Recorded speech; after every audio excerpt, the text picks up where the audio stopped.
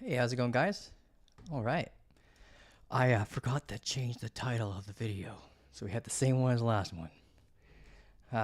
Happy Thanksgiving, Saint Saint Patrick's Day. Yeah, so I'm gonna be looking at Bitcoin for the first little bit of the live, and just do like a thorough review over the market, and then I can take any requests that you guys have for any altcoins or assets you guys want me to take a peek at, and we'll see what they're up to. Well, yeah, good afternoon, guys. Love the thumbnail. Thanks. Yeah, that was fun to make.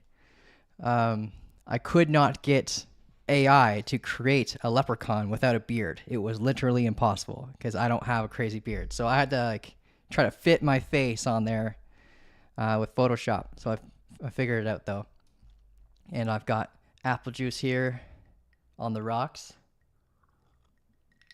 Yeah, it's the closest thing to alcohol you ever see me drink. But yeah, let's take a look. So looking at the 15-minute time frame for Bitcoin, we're still fighting the 200-day EMA. That's green line right here, right? Let me change the color of this so it's easier for you guys to see. There, and let's make it yellow or something. There we go. Does Bitcoin price action seem indecisive today? I wouldn't say indecisive. If anything, we should be preparing for probably a break to the downside because of the fact that we've been going in a downtrend and we don't want to fight against the trend. We got a lot more confidence for bearish activity than we do bullish activity. However, all we need is just acceptance above the 200-day, and then that bias would flip to bullish. So we definitely want to make sure if you're going to be entering any shorts, to make sure you're waiting for a confirmation, just like you would with any trade, really. You want to make sure you're waiting for a proper confirmation. So the bearish confluence that we have is the fact that we're still below the 200-day. We are currently at a local value area high, and all we really technically need is a break below this low here to confirm and move, and a rotation back down to these lows. But we might get a better structure for that later. But the downside is that we have the point of control right in our face. So having any front run structure, like let's say like a double top up here after hitting the 200-day, you'd immediately have to start worrying about these barriers along the way, like the point of control, for example, and the value area high. Like we're currently resting at the value area high, so we might get front run structure. So you just got to make sure that you have alarms set at these barriers in case you get any reversal warnings saying that it might come up and hit your stop loss. And if you want to validate this potentially acting as support before we get there, then you can use things like the order books. But let's see if we have any giant sell walls at the 200-day EMA and see if there's sellers still waiting there, because we had a relatively decent sized sell wall here that have been like keeping traders from entering crazy long positions, and it's been driving the price down. And I saw that someone went crazy and entered a really aggressive short here with 40x leverage and what was the quantity? $332 million in a 40x leverage short. It's just pure insanity. I'm hoping that person actually closed their trade after we lost like the local momentum or something, because that's nuts. So we could have a local swing failure pattern off of this wick right here. So you can mark this level if you're looking for SFP, if you're an SFP trader. So if we grab that liquidity, and that liquidity is used as exit liquidity, it will likely give us a reversal structure. So you can prepare for that. The one thing I want to look at as well, let's pull up the liquidation heat map on CoinGlass. Tony with the ooh la la. Nice. Hey, Kyle, caught your great idea for Ondo short on Discord. Oh, no problem, man. That's awesome. Yeah, actually, Ondo is a good example I would like to show you guys when it comes to like when you're trying to trade near a point of control. We actually use the point of control as confluence for our short, because when you if you enter a short near the POC, you gotta be conscious that it's gonna act like a potential barrier, right? But if that barrier is also your former support and it breaks, you have the POC acting as a barrier for a stop loss. And I'll go over the Ondo trade that we did together in the community because everyone made money on it. And if you can follow along ways you can use POC as a great tool for your shorts, then or your longs as well, then it'll be great. But let's look at Bitcoin here. So here we have right above a local wick. Let's refresh this. Actually, that's not right. Okay, it is right. Yeah, right above that local wick, right here, we have tons and tons of liquidity. Just on the price of $84,534.42, we've got $46 million in liquidation leverage there. So high leverage traders are potentially at risk to be knocked out if we come up and grab that liquidity. And if you are a whale, you could use that liquidity to enter or exit the market with the smallest amount of slippage, right? So the more liquidity in a certain area, the less slippage a whale will have, and the more money they can put into the market with the least amount of slippage. So that could be used as a tool right here for big players to be able to exit or enter the market. If it's used as entry, it might give us enough momentum to break this 200-day, and we can start having our bull goggles back on and be a great day for St. Patrick's Day, because why not have a green day on St. Patrick's Day? That'd be great. Let's see. Let's go to the bearish side of the fence. We've got at 82,900, we've got $56 million worth of liquidity, but we have a lot of cold along the way there. There's not very much liquidity along the way there. So if you were to think of it in a more biased approach, if you are a market maker, what would be easier for you to be able to use as a tool for your trades? Would it be the one that's far down here at 82,900, or the one that's right beside us now at 84,534? So at this low, 82,900, was that the number? Let's take a look. 82,900, yeah, 82,900. Why is it? Okay, it's pretty local. Right here below this point of control, we got tons of liquidity resting here and tons of liquidity resting here. So the confluence of this, if this was used as sell side liquidity, we'd break this local low, local strong low, and break the point of control, get below the VWAP, and grab all that liquidity. If it's used as buy side liquidity, we'll see quickly a big pump back up.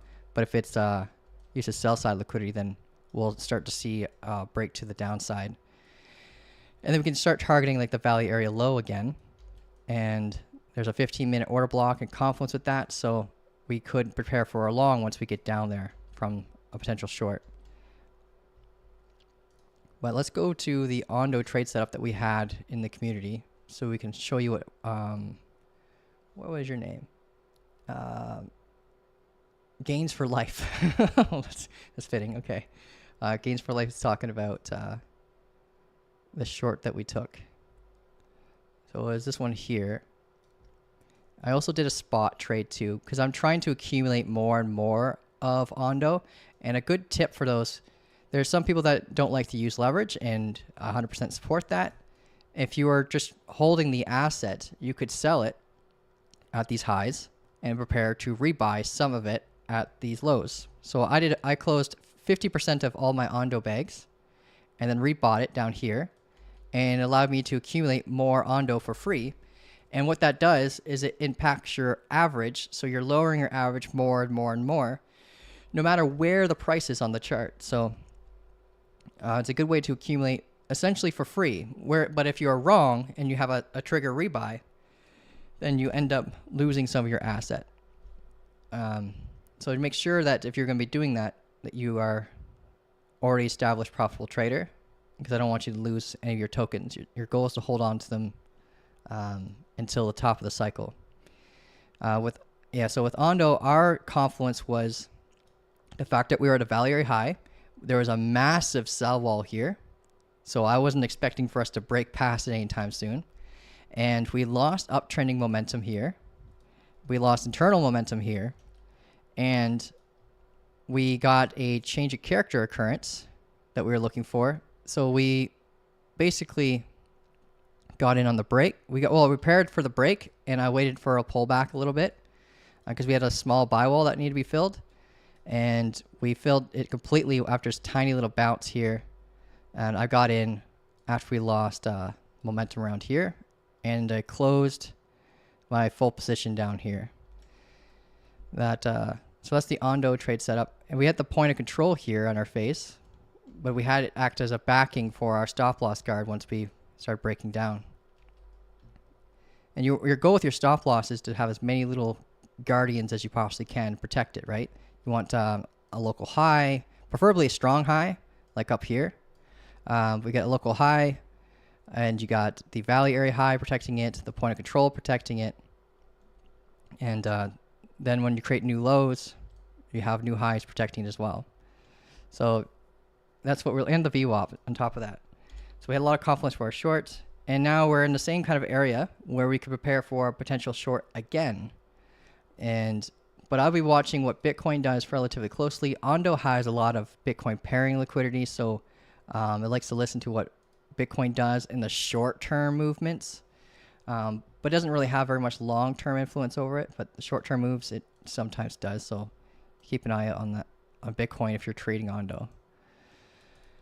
But yeah, again, prepare for potential shorts. Our current key area that we're watching is technically like way down here, but that's not enough. I think we need more structure to define a better location to prepare to break for the short, and then we can use whatever strong high we've got for our stop loss guard. So kind of similar to what we're seeing with Bitcoin. We just need a little bit more time. It's too early to be entering any shorts right now. So as whatever Bitcoin does up here, we can use that confluence and see if we get a rejection off the 200 and grab that liquidity. And whatever structural low we have to break, we'll wait for that break, and then we can jump into a trade and use the new strong high as our stop loss guard. But yeah, that's pretty much it for Bitcoin. Well, we got in the chat. Good morning, Kyle. Awesome thumbnail. Thanks, man. Why did you not sell 100%?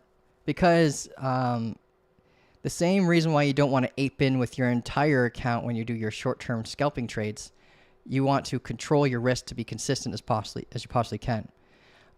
We had a drawdown of roughly 2.6%, and when you're trading without leverage, that is a raw percentage value. So I wanted to nerf that risk in half, so I'd only lose about 1.3% of my Ondo if I was wrong. And so I put in half the value in so I can reduce my risk. So you can't just assume you're going to be right with every single one of your trades, as awesome as it would be. So you want to be consistent as you possibly can with your risk. Think of like your stop loss as a budget, and you are trying to maintain that budget every single day to be as consistent as you possibly can, so that your wins, when you're risking a 1-to-2 risk to reward ratio or greater, they're going to outweigh your losses. And that makes you able to be profitable long term as a trader. That's why I only put in about 50% of my Ondo. And with my scalping accounts, I'll only risk to lose about $100 to try to gain $200 or more. With my swing trading accounts, I risk to lose $1,000 to try to gain $2,000 or more. So consistency is key if you want to be in this for the long haul. Is that the start of a major reversal on the dead cat bounce? There could be. Right now we're just waiting on a potential break past the 200 here. Hi, new from New Zealand. Nice. Welcome to the party, man. Just catching up on the chat here. Cool. First time here as well for just a sub. Welcome, guys. Just so you guys know, I'm gonna be doing a giveaway. So, and I'm gonna start doing it every single week. So every week, if you're a subscriber of this channel, you will be eligible for an airdrop of karma tokens.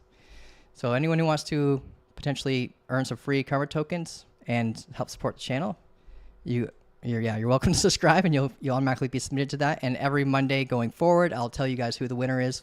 We'll do like an automated random generator online, so you guys can see like the honesty behind it, make sure it's transparent, and all that fun stuff.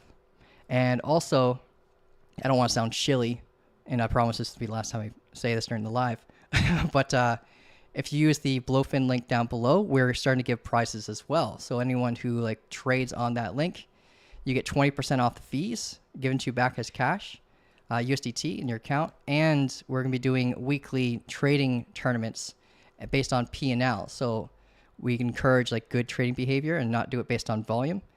And if you win based on your P&L, you'll get, this week we're doing $250, and then we're going to try to scale the prize more and more throughout our journey. Yeah.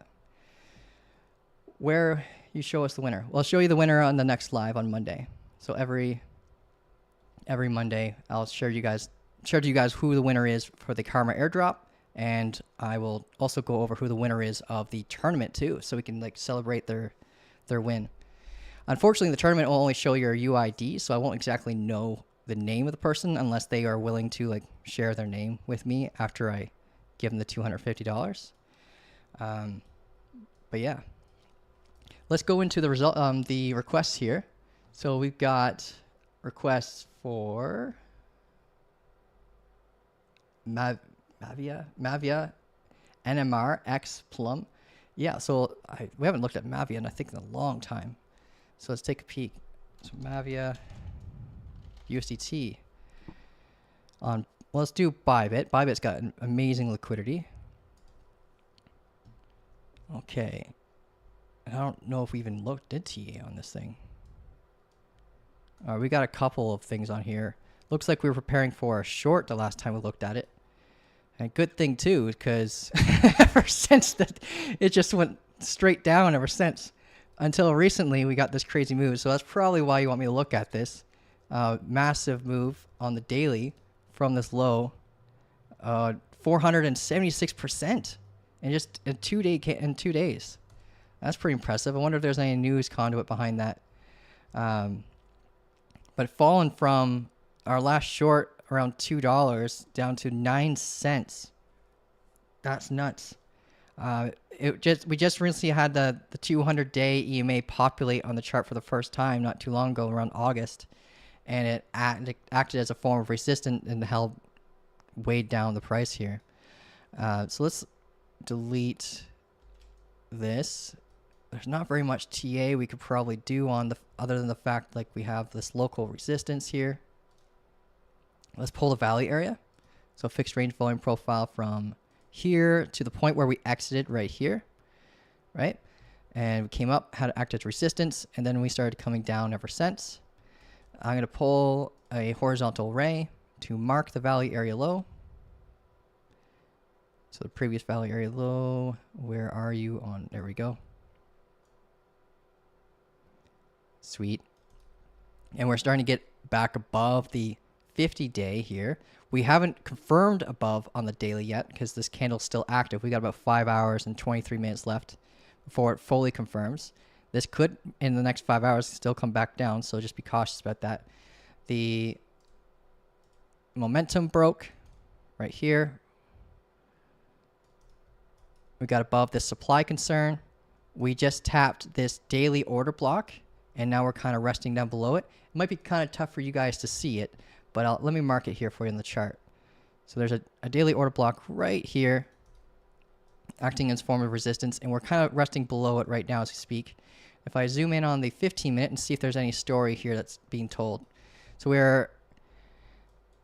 now once we zoom in, let's see if there was a safe entry condition. I'm going to remove the VWAP just to get rid of some of the noise. Okay, so we started to fractalize. what we mean by that is we had like a large double bottom structure here, and we can see that we have little internal double bottoms within it. So it's showing you like clear warning signs of accumulation. And we broke the horizontal resistance here. This would be your core barrier when you're trading internally. There we go. But it didn't really give you much chance to enter unless you were a breakout trader. I prefer entering confirmations. So what I like to see is not just a breakout, but either a break of structure just prior to the break or a break of structure continuation above. So when market structure comes up, gives you at least 2 candle pullback and then a higher high. I'll use that as my entry and have the strong low as my guard for my stop loss. And then I'll use the structure, the volume back behind it to give me an idea of when exhaustion is likely going to occur. So we have this basically ascending triangle, ascending double bottom structure. And this normally gives you an idea of when exhaustion might occur. And we can see that when we got there, a lot of people took profits based on that momentum-backed volume measurable target. So some people got out here, but they were probably kicking themselves in the face when they see this happening very shortly after, right? So I probably would have closed some of my position at this, but I always like to try to have like a moon bag in my position too, where I leave about 25% in if I feel like the structure could keep on continuing from here. And for any of those who might have done something like that, it would have been extremely profitable. And we had a brief fight against the 50-day here in the form of a bull pennant. And now we're getting into here and mitigating that daily order block. And we're starting to have some consolidation. We're building this descending channel right here, but it's relatively young. But we have this demand zone right here that I would watch out for. We're most likely going to see it come down to at least the demand zone from this structure here. So you can box this location and prepare for a potential reversal structure like a double bottom, change of character occurrence, and then we'll likely, hopefully, see this asset start to range a bit so it can be stable for potential continuations. Because that was a really aggressive pump. Going from like 9 cents to 47 cents is not very sustainable in most case scenarios. It would typically we come back down and reclaim some of that gain and get down below. But we're above a 50, so we'll see if we get that continuation posture instead. So here I'll prepare for a potential reversal if you want to like target these highs. We got the 50-day here, so we might wick down there a little bit and build more structure. But that's pretty much all I got for you when it comes to Mavia. Congratulations if you were a holder of this asset when it got down there. That's pretty intense. So what's the next request? Some of you guys are throwing like 50 requests out here. So to be fair, I'm going to go through some of these other requests first. They're lucky, and then I'll come back. JO, I'll go through. Let's go through XRP and Teo together, and then Ethereum. And then I'll go back to Lucky Deals requests on NMR and stuff. So XRP, I know I have an XRP chart, so it'll just save us some time on the, I don't have to do a brand new analysis on it.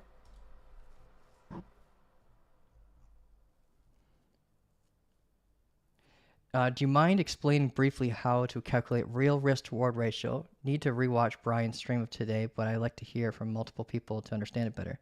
Yeah, we can do that. I'm just going to go over XRP, and then we'll go over how to like calculate your risk a little bit better. I've created some tools for you guys to make it a little bit easier. But honestly, I like to use Blowfin's built-in system for that, and I'll explain it in a moment here. So this is XRP. We had a recent bounce off of local demand right here, right? We grabbed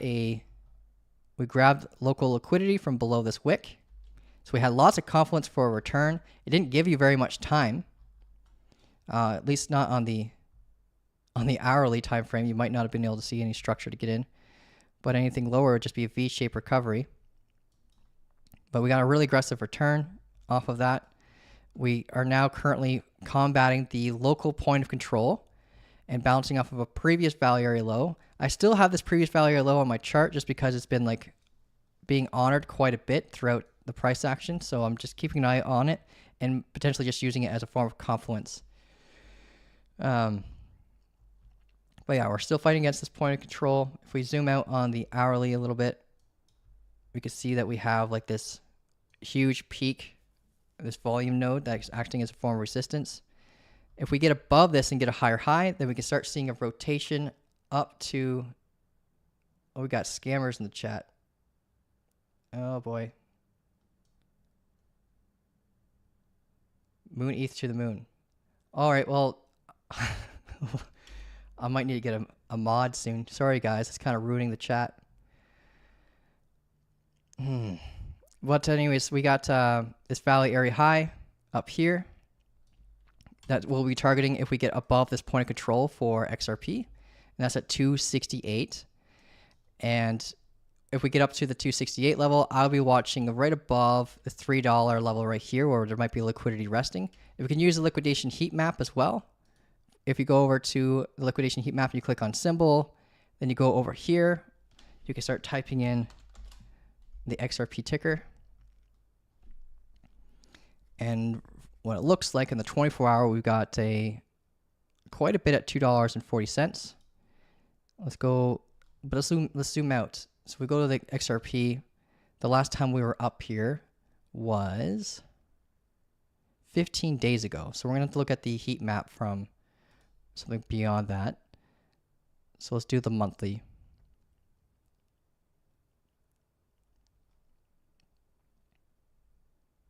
Yeah, so it looks like I was right. We got a lot more liquidity resting above $3 than we do anywhere else. So at that point, that could be a good target for a market maker for a potential exit. How do I deal with this? This is intense. Man, I'm sorry guys, kind of blew up the chat. I'm going to try to memorize the requests that you guys gave me, and I'll go through the request on how to find how to do the risk management stuff like that. Sorry, that's kind of distracting for me too. Oh man, that's brutal.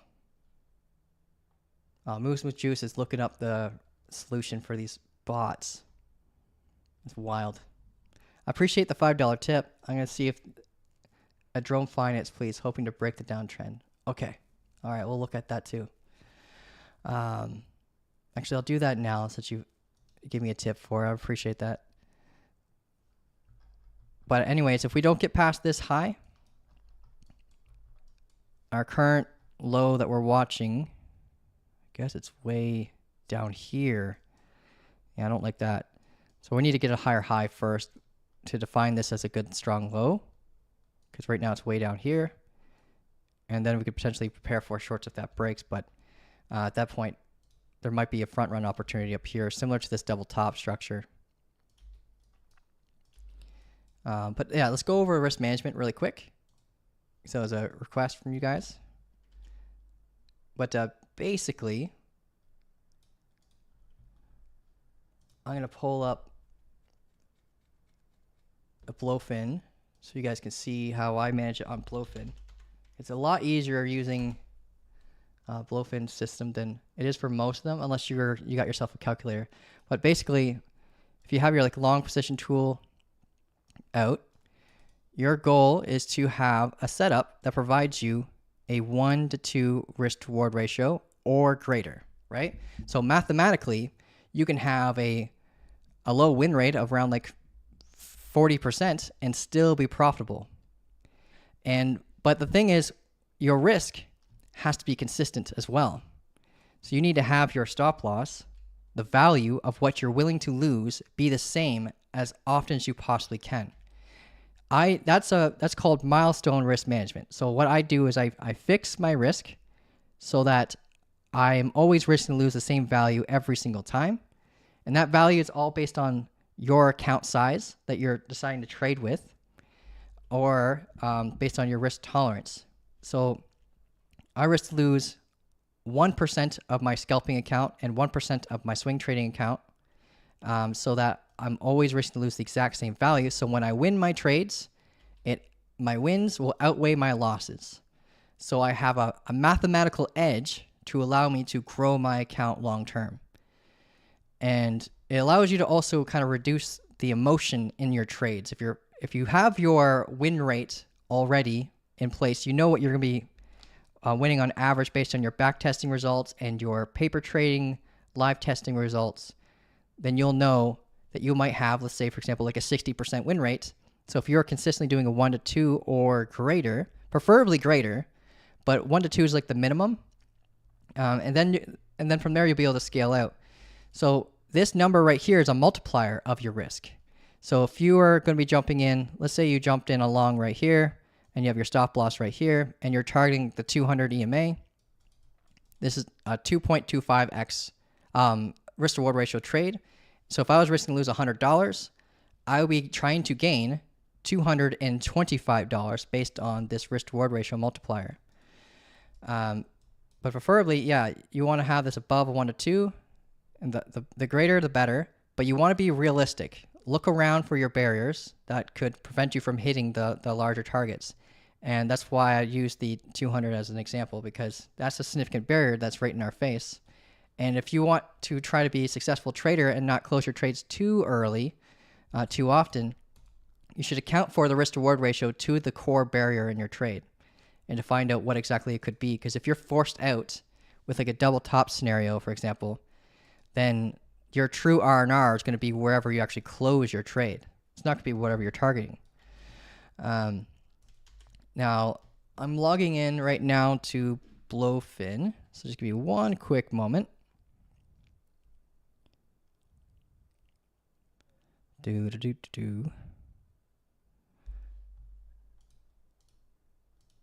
I'll show you how you can use their tool to help control your risk. It's super easy.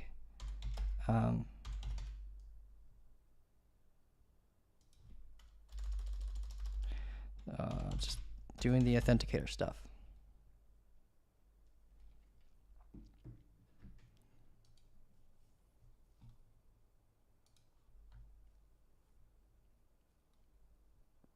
All right. So I'm going to just click and drag, bring this over here. Wow. That's just ridiculous. I'm looking at the chat and it's just like, it's nuts. Sorry, guys. Your son is good? All right, yeah, sorry. That's great, man. Yeah, Alex with Crypto his son had an allergic reaction. I was worried about him. I'm glad he's doing good, man. Anyways, this is Blowfin. So let me just pull this up over here so you guys can see it properly. On the right-hand side, there's this entry point you can put in. So let's say you're jumping in with like 2x leverage. You go in with a market order. You click on TPSL, and you click on this little percentage icon right here. And what this will do is when you type in your stop loss, so I can go over here, use a strong low, for example, as my price for a stop loss guard. And the most important number is this number right here, what you're trying to risk to lose. So if you're trying to risk to lose, let's say like $10 on like a $1,000 account, then you want to make sure that that number is consistently $10. And that this number, where you're going to take your profits, is worth at least 2 times that value, right? So if let's say we're going to copy this price here. I don't know why. Oh, it's showing it percentage. There we go. So yeah, you want to have your take profit be worth at least 2 times greater than your stop loss value. And with this, it's a really, really quick and easy way to do your equation, and you don't have to like worry about the math behind it. But I do have a calculator for you guys that I can give you guys in the next live. Or if anyone who wants to reach out to me inside the servers, you can reach out to me inside like the servers, and I can help you get the calculator too. But yeah, that's pretty much it. Slow mode for the chat for now. All right, cool. That was nuts. Yeah, that was the first time I ever had that happen. But let's go through the other requests. I don't know if I could find it. I'm trying to remember what you guys request for me to look at after this. There was, we went through XRP. Oh, Ethereum was one. So we can take a look at Ethereum.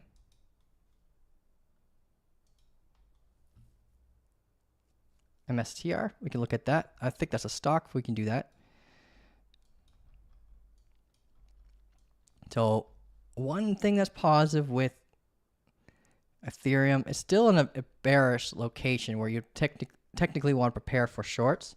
However, we did break momentum. So that's a warning sign to prepare for a consolidation or a reversal. So we broke this downtrending momentum here. It's telling us that the pace of the sellers have shifted and the buyers might be taking over. So that's one green flag to prepare for potential longs. We've got a bounce off this uptrending momentum here. We're currently above the value high, so typically most traders would prepare for a short. However, if we break above, let me just mark this with the horizontal ray.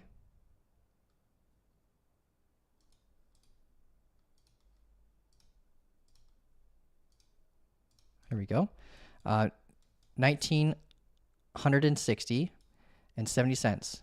If we break above this level here, we have it act as support and create a higher high, it could be a good reason to enter a long with a stop loss guard of the strong low if generated. Right now, our strong low is way down here, so I wouldn't be entering a long with this current R&R because the R&R setup for this wouldn't be too lucrative. We've got suggested exhaustion around 2073. So we need a better stop loss guard or else we're going to get like basically a 1-to-1 risk to reward ratio. If we entered around here, stop loss way down here, target way up here, yeah, it's like a 1 to 1.4. So we need a new stop loss guard so we can get better risk to reward ratio against that target.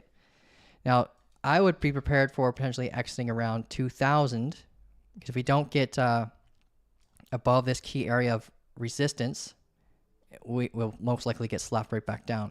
So if we zoom out, we can see that 2000 is a huge critical level that a lot of traders react off of. We use it historically as support and resistance throughout time here. And it's a psychological level. It's a rounded number. So a lot of people prepare by typing in their rounded numbers when they, like I know a lot of people do it. They'll just type in a rounded number to prepare for their exit to get the easy gain, not looking at the charts. We have supply risk over here. Right, we got to worry about this as well, which comes in confluence just prior to the actual technical target. So I would mark this low at 2010 and just watch out for this area as well, because if that acts as resistance, we might not make our way up to 2071. So the measurable base target. So we need more structure, but it does look like it's trying to prepare for a bullish move, but we could just grab liquidity from up here and then come right back down to retest the uptrending momentum where the buyers are constantly undercutting with basically they're undercutting the value area in the order books. So if you see the order books have a buy wall, for example, let me just pull that up.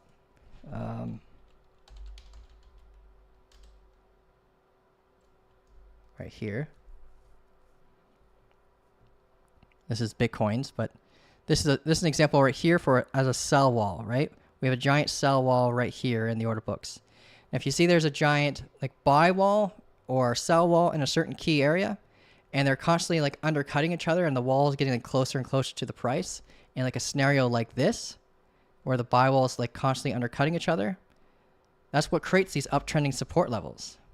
It's just people constantly undercutting each other in the order books with limit orders, limit buy orders, all done mostly via spot. Spot has a larger impact over the price than futures does. So just watch for buy walls and see if this is going to be honored as a form of support. Again, if we end up getting a correction that might be your measurable target. But it does look like, looking at the Bitcoin order books, we have a giant sell wall at 84,980. Let's see what Ethereum looks like. Ethereum has not very much confidence in sellers. So it's kind of showing us potential relative strength against Bitcoin, that there's more buyers trying to get in than there are sellers trying to get out. Yep, decent wall at 1920. So 1920, right about here. Interesting. Okay. So we might see the dominance start to shift a little bit real time here. So we look at the, let's go to the Bitcoin dominance chart for a second. Looking bearish. We're kind of in the descending channel.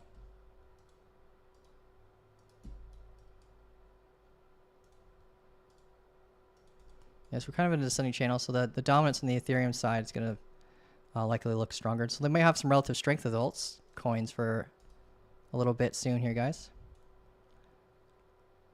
What's the others dominance look like? So on the others dominance, this is a key level that I'm watching right here. I want to see this broken in order for us to confirm a large move to the upside. If we zoom out, we're at a really strong key level. If we just bounced off of this local area here and grabbed all, so basically we saw like a liquidity sweep in a majority of altcoins, all the ones that they're not a part of the top 10. And now we're trying to get a break above this local high. And if we get it, then we might see a return back up and see altcoins go into a rally, at least up till potentially around 9.85%, where this daily order block is. So there might be a large amount of altcoins with a daily order block confluence stating a potential target or reversal point for this long. So let's look at Aerodrome for John there.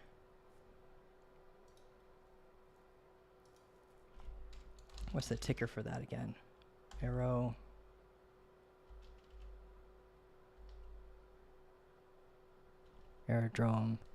We got it on Coinbase, KuCoin. Let's do KuCoin. They tend to have the most data for a lot of assets, but their liquidity isn't that great most of the time. So we're still maintaining this pace to the downside. We got a recent bounce off of a daily order block, but it's got mitigated and now we're below it and using it as resistance. Looks like we're trying to get a stabilized support on it. Let's zoom in on the lower time frames though, because this is the momentum on the daily. I'm going to switch this to a more dominant green color so we can see it a little bit better in the lower time frames.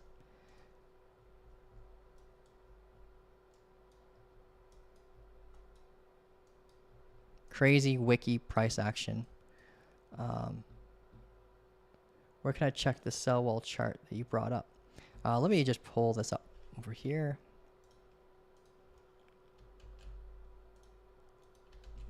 Here you go. I'll just put it in the chat for you. There you go. It's free to use. You don't have to worry about paying anything to use the tool. I use it on a daily basis. It's kind of like looking both ways before crossing the road.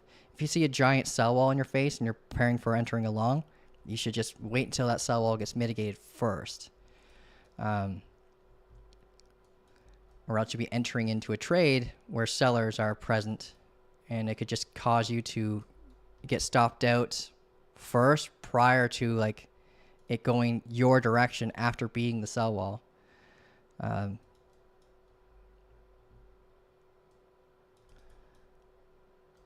But yeah, Aerodrome right now has a 55% resistance level that needs to be broken in order for it to reclaim this previous value area over here.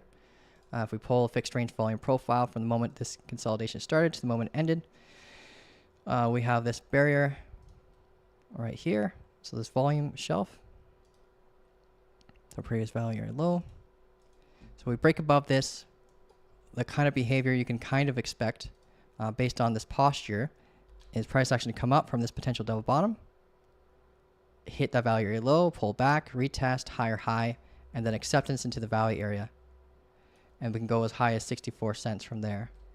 But we have to break this in order to get to at least this. And we have to get acceptance into here in order to get to around here. And we have a point of control right here to watch out for. That point of control isn't stable. We can see a location right around here where the point of control could shift and change to this moment just from like 3 or 4 candles of volume. We could probably see the point of control evolve to this point too. So I'd mark like 2 points of control here because we kind of got double distribution. And that's a warning sign that price action could just get rejected off this area.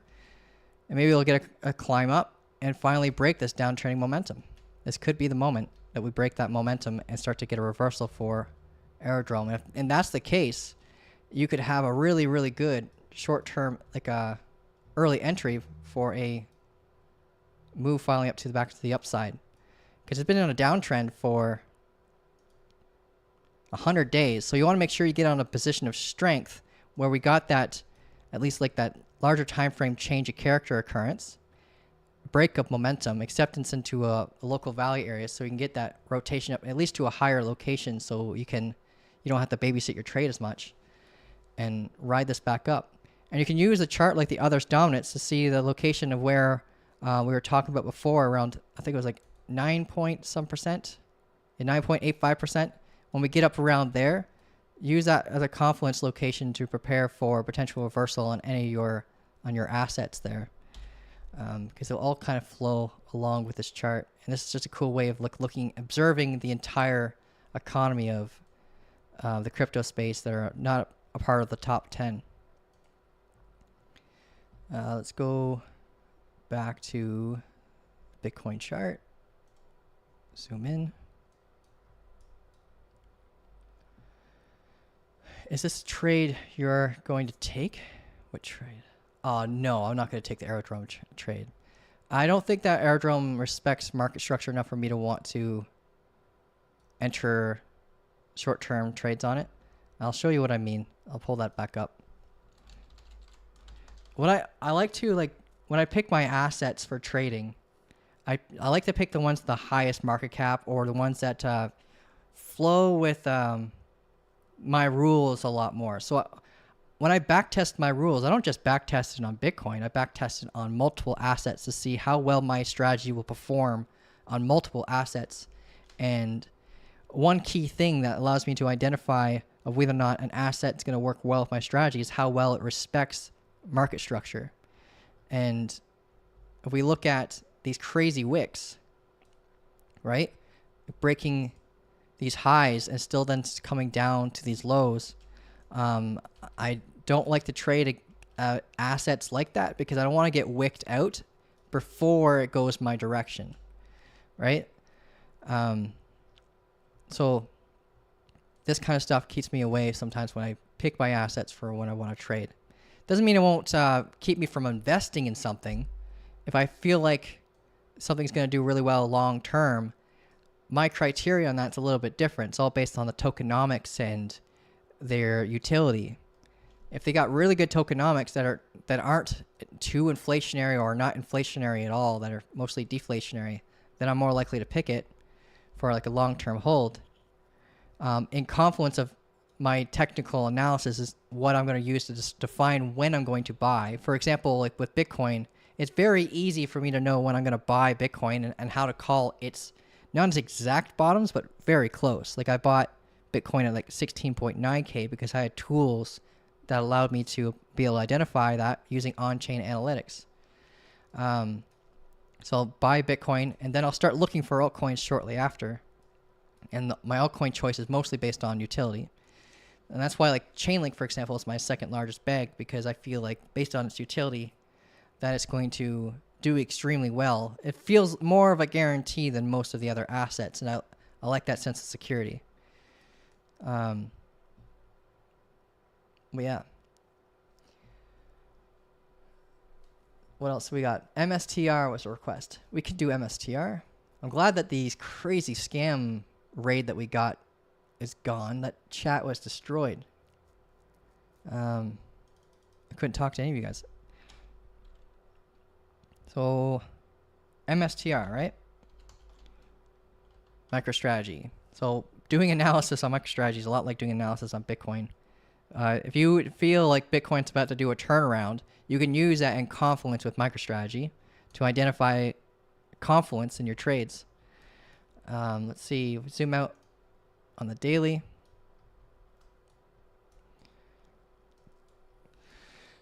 We had two scenarios that we're looking at. We had a long bound scenario and a short scenario.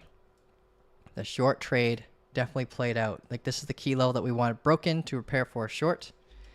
And now we're resting at the 200 daily EMA and slowly approaching the momentum of MicroStrategy. So as it's like it's getting crunched between the 50-day and the 200 EMA, Bitcoin's combating the 200 EMA. So the confluence that we're seeing here is that the 50-day EMA on MicroStrategy is kind of in sync with the 200-day on Bitcoin. So if Bitcoin breaks above that, MicroStrategy's double bottom structure here will be complete and will most likely get a reversal and acceptance back inside this valley area here. So I can pull up, I can delete this noise because we don't need this anymore. So anyone who's looking at that chart probably already took that short. I'm going to update all this.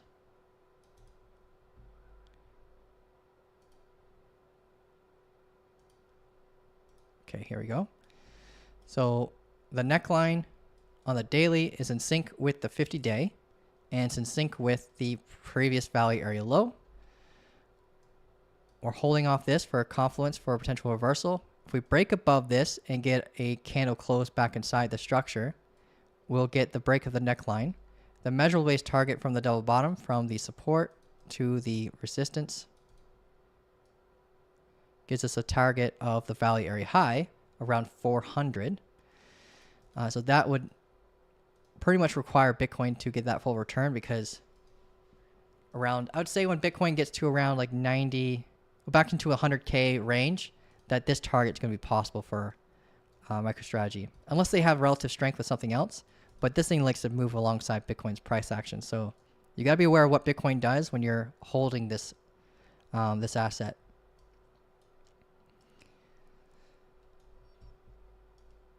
But otherwise, it's doing great long term. So congrats to anyone who's holding on to this thing.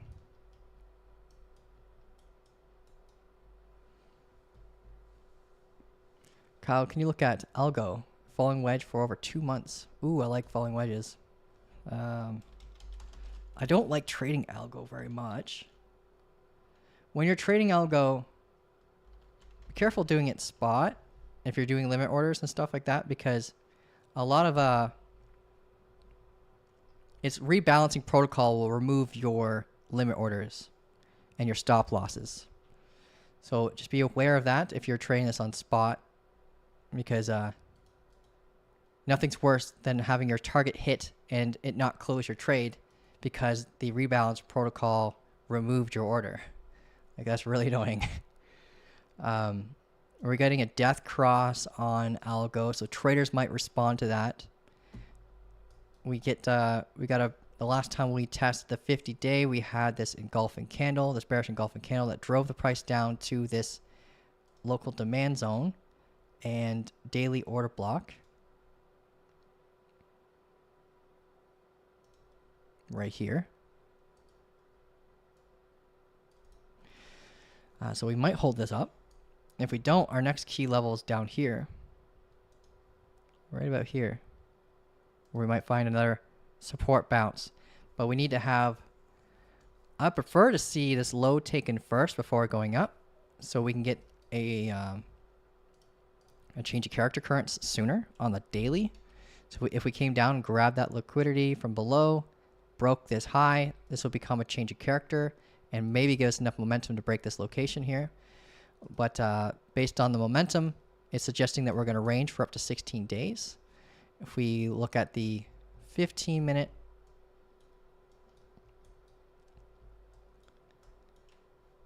okay. get the fixed range from here to here. We just bounced off of the local value area low. We're breaking this neckline structure here. We're above the point of control. We may pull back and retest, get a higher high. At that point, if you're late to the journey, you could target the value area high again. Just make sure the risk to reward ratio is there. But you are right to keep your eye on this for this macro falling wedge structure, because how these falling wedges are usually formed is when we get closer and closer to a key level of previous support, and the trade volume starts to dwindle as we start to get squeezed more and more into a wedge, and this wedge is like right about here. So we get the buyer's momentum here, here, here. So we might get squeezed down lower. We don't have to reach the apex point, but if the measurable base target is where the liquidity tends to end. And for a falling wedge, the liquidity tends to end right here. So we have liquidity stacking here, here, and here. If we look at algo on the liquidity heat map, we can verify where the liquidity is resting. And you said 2 months, right? So if we look at this entire posture, it's about 115 days. So we can look at this a little much broader location, but we can just pull from here to here. We got 61 days from the high to our current low. So that's probably the 2 months you're talking about. So we can use the liquidation heat map to find out the last 60 days. So I'm going to pull the 3-month chart up. You can see like that's where, yeah, most liquidity is resting above these highs here. And way up here, there's a ton at these highs, way up here at 48 cents. So if you're going to be targeting somewhere for a potential exit, I would undercut that. And if you're looking for a buy, make sure you get on a position of strength, because a break here might be good until we hit the momentum. But if we get a change of character and break the momentum, you would have more backing and more likely more volume to bring us to that a lot faster. If it took 2 months to get to the down here, it usually takes about half that to hit the target. But we got lots of time to prepare, because it looks like based on this, we might be ranging for another 10 or 15 days or so. BTC is very, very smelly. It has a strong odor. Okay. Green candles only. Virtuals. Yeah, let's look at virtuals. Do we have a virtuals chart yet? I feel like we should by now. No, we don't. I should probably make one soon. Virtuals. We'll pull it up on Mexi. Okay. Okay, so virtuals hit this demand zone. When's the last time we looked at this? I didn't check, but and we got this demand zone marked, and it looks like we bounced off it, broke the momentum. We've got the change character occurrence right here.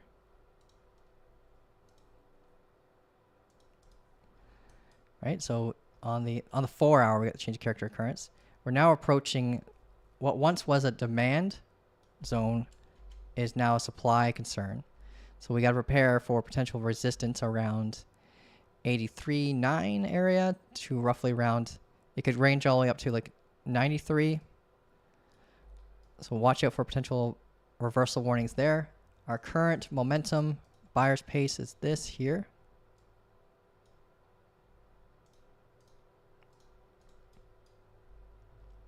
And we do not want this level to be broken with a full body candle close. If we look at the hourly, yeah, same level.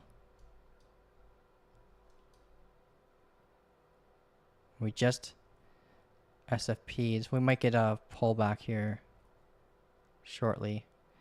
Mitigated an hourly order block. We just grabbed liquidity just above this. I can't really tell. Is this an equal high?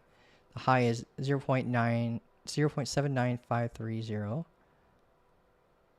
79570. Okay, so we did grab the liquidity just above this wick here. So we might get a pullback. What we want to see instead is a candle close above this high here. So it gives us that potential continuation up to this level. If we break this, we could fall right back down to 66. Because we got this little local demand zone and order block in confluence with this previous high here. Nothing crazy. Kyle, is that a giant, beautiful wedgie pattern? It is a giant, beautiful wedgie pattern, yeah.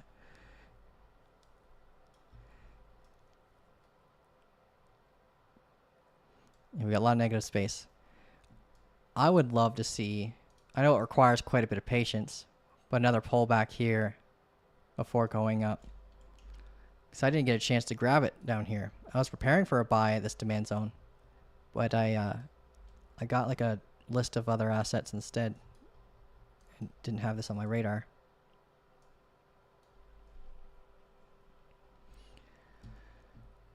Oh man, these guys non-stop. How do I hide user from this channel? Boom. Can we look at CRV? Yeah, we can look at CRV. CRV. Let's go on Binance.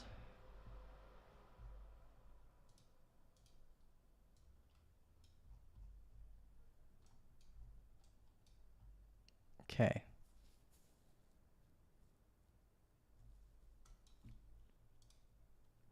Just want to pull this value area data from here to here.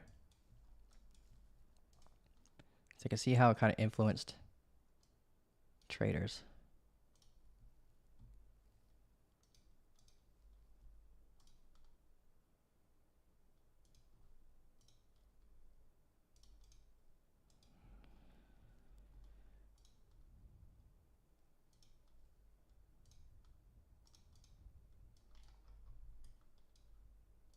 Okay. All right, so when we deviated below, this is the daily time frame, by the way. When we deviated below this value area on the daily, we dove bottomed. We had a lot of confluence for a long, and it brought us up to this value area high, but we recently lost the value area high as support. We were holding it as support. We never confirmed the technically as proper support, because what you want to see happen for a potential rotation to the next value area is a pullback and then a higher high. Instead, we got the pullback and we never got the higher high. We kept failing to create higher highs. And we got acceptance into the value area the moment we came up and hit the value area high as resistance and then confirmed a lower low. So this was the confirmation that we're most likely going to be rotating back down to the value area low right here. So right now on the daily, it's looking like it's actually building a posture to allow it to rotate up to around 60 cents here, because of whenever we see these descending channels, it stacks more and more and more liquidity above us. Every time we fail to create a higher high and grab liquidity, we're stacking liquidity instead, right? And that ends up becoming the measurable base target for a move. So if we go into the eternal structure now, we can just use this confluence to tell us that we're like our targeting. But we just got to find our entry. So we got, this is our target. If we zoom in,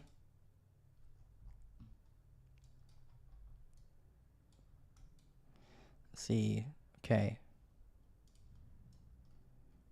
So we're about to get the change of character occurrence now. So we want to defeat the wick. Full body acceptance is really important, but I would like to defeat this wick first, because we could get an SFP. This is our full body level here. Okay, so CRV is looking prime and ready for a potential long soon. We added liquidity, grabbed it, create a new change of character location on the 4 hour. What we need to see is a full body candle close above 45.66, and then we're very likely going to get a rotation up to 58.82 from here to here. We have a few barrier concerns along the way where you should set up alerts to prepare for potential reversals though.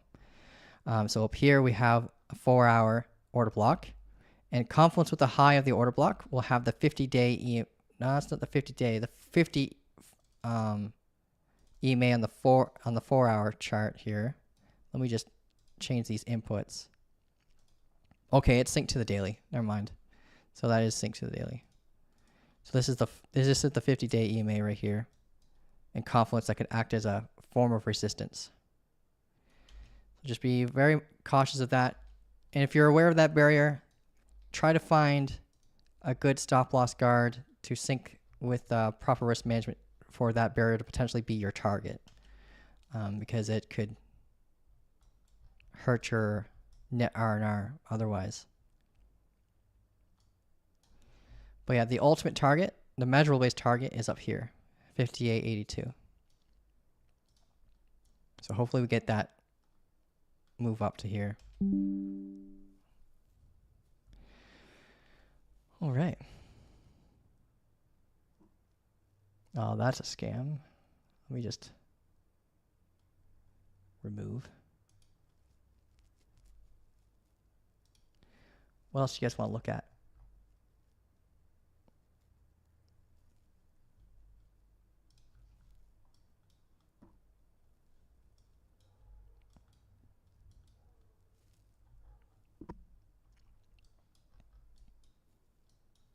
Just gonna drink some of my apple juice on the rocks here.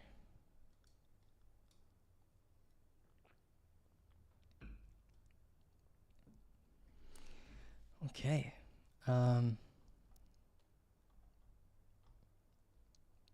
Make Sniper a mod so the bots will go away.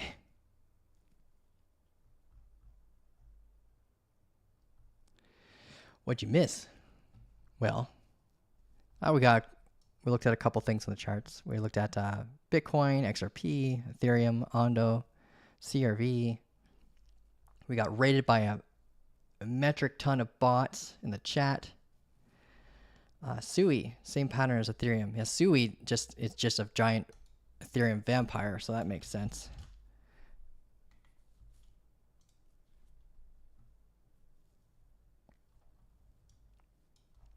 So we were looking at Sui on the last live. We had this downtrending momentum. If broken, it could tell us to prepare for a potential rotation up. We basically had this little triangle zone here. So if you're preparing for any longs, you can use it in confluence. And we're still fighting this local resistance, similar to Ethereum, like you said. If we break above this and use it as support, we can start targeting this momentum here. But this is like the squeeze event that we're looking at here. We're starting to get squeezed against a critical level of support. If you look at the daily and the downtrending momentum, like this is our momentum from the high on Sui. And we're getting compressed against the previous value area high of this structure right here. We can delete this. This is not helpful. But yeah, we're getting compressed against this value area high. We do not want acceptance into this value area, or else we're going to fall down to around $1.60 something. $1.60, $1.70, yeah. So let's hopefully not see that happen, because that would just cut the market cap in half for Sui. And we are basically starting to get consolidation against this momentum, so we're getting the short squeeze that could potentially bring us up, back up to these highs again. I'm curious about what kind of posture we're going to get when that occurs. Like, we could mock this supply concern here by coming up, retesting the high of it, pulling back to its value area low, then getting a higher high, and then just building a large inverse head and shoulder structure. But internally, we can see we got the ascending double bottom or ascending triangle posture being built. And normally those break to the downside, but they're easy to trade if they break to the upside, right? We have buyers undercutting each other. And if those buyers normally statistically get exhausted when we get closer to the apex point. And this is normally a result of a giant sell wall, someone trying to exit and then using those buyers as an exit. So I would recommend watching the order books for SUI and see if there's a sell wall there. And when it gets defeated, you'll finally get that candle close above this location, and it'll get a rotation up to this most likely is a previous value area low up here around 274. But I'll just watch the downtrending momentum and see if there's a sell wall and confluence with that. If there's people just constantly undercutting this wall here, this momentum line here, and just eventually cause a compression so we get a failure back down. Right now the R&R isn't there, so I'm hoping that if you're going to try to long this, you get a pullback first and then a higher high, so you can get the better risk to reward ratio instead, like something like this. Even though you enter in higher, it's a safer trade, right? Make sure you get that good risk to reward ratio, 1 to 2 or greater. 1 to 2 is the minimum, but if you get greater, that's better. But typically, most people will be preparing for internal shorts. But as we get closer and closer to the apex, trades are going to be like a relatively high risk until a strong low or a strong high has been broken.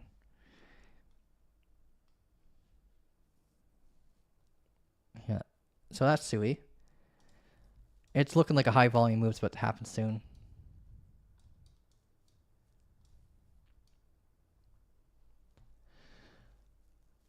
Well, 100 likes, let's get it. Thanks, man. S&P index. Yeah, we could do, Teo was for, we could do Teo, then S&P. GLM. Okay, so first on the list was GLM. So let's grab that. I don't know if we ever done TA on GLM before. No, we probably not.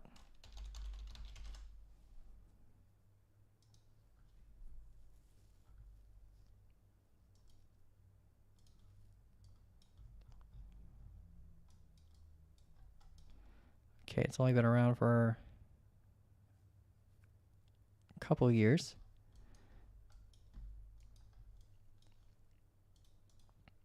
We've got down trending momentum here.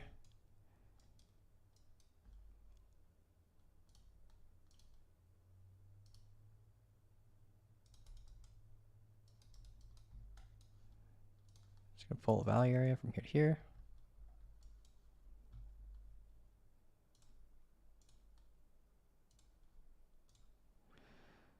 All right. So this is it's a macro value area structure.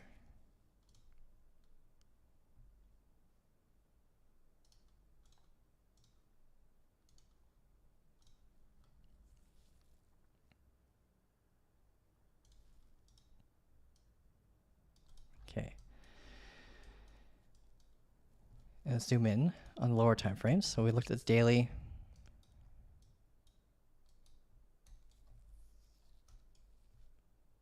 Our last good trade on something like this would have been around here when we got compressed against the value area low. We swept the liquidity. We broke the downtrending momentum. Got a Wyckoff accumulation. Got inverse head and shoulder, sorry. And retested, got the higher high. So that could have been a great long. Your bear concern was the 50-day.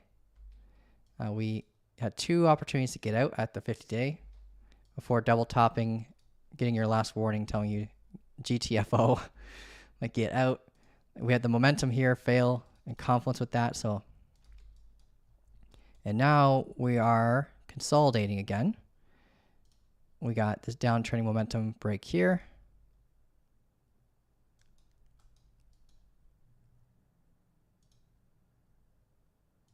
Just going to pull a micro valley area. This is the hourly time frame. We're getting above the active point of control. We're about to go into a valley. So if we get above this high right here, where this volume shelf is, this volume wall, if we get above that high, then we're likely going to get a quick rotation up to the value area high right here. Doesn't mean there's a trade opportunity there, but if you're in an active trade, let's say you got in when we broke this double bottom, pulled back and got the higher high, and you entered that using this as your stop loss guard, you can evaluate the rest of the trade by saying, like, when this breaks here, you can prepare for your exit very shortly. Because if we get that higher, if we get a full body candle close above this location, we're very likely going to rotate up to 30 cents again. Just based on the value area data.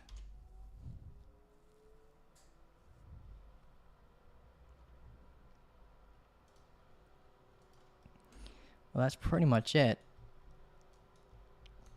Macro wise, like, this could potentially lead up to continuations if we break above this high, because we're starting to get that fractalization of accumulation, right? We got the inverse head and shoulders down here when we're looking at that posture, and we're building a larger one here. So if we get that higher high and continuation from there and get above the 50-day that's constantly kicking its butt, we need to close above that 50-day in order for us to assume that we can even reach the point of control for the daily point of control, which it says it's right here, but it's actually roughly around here, because TradingView's value area systems, when you rotate time frames for some reason lately, it hasn't really been working out very well. So around 34.51 is a huge area of concern, and we have the 200 EMA and confluence with that. So just watch out along there. So we're going to try to hold this for the continuation. 34.51 might be where you get smacked back down to revisit this demand zone again, like the macro demand zone.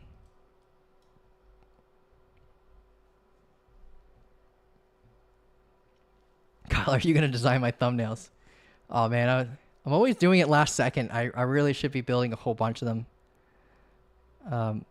But we can have like a little date together and I can show you how I make it.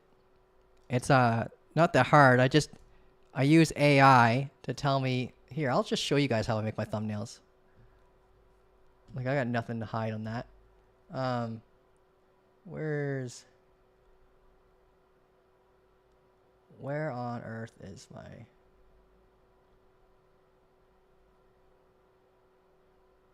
I'm just afraid of you guys judging me from what I look up on ChatGPT.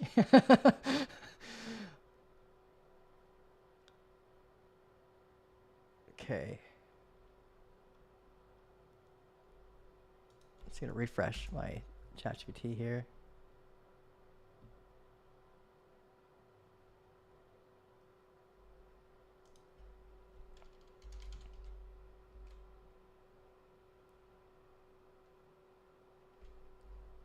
Here we go. Okay. So this is basically how I do my thumbnails. I prompt it to make the image, and then I just Photoshop my face over top. Right? So we have like the theater one, right? I just put myself over top of that dude. Easy peasy. And we've got and I asked for a leprechaun without a beard every single one of these times so I could Photoshop my face on easier, and I couldn't get it to work. So I just try to fit my face on that. So I'll just like find the angle of the face, turn my face to that angle, and then I'm set. And I just just Photoshop myself in. That's all I do. It's kind of one of the funnest parts about YouTube is making the thumbnails now.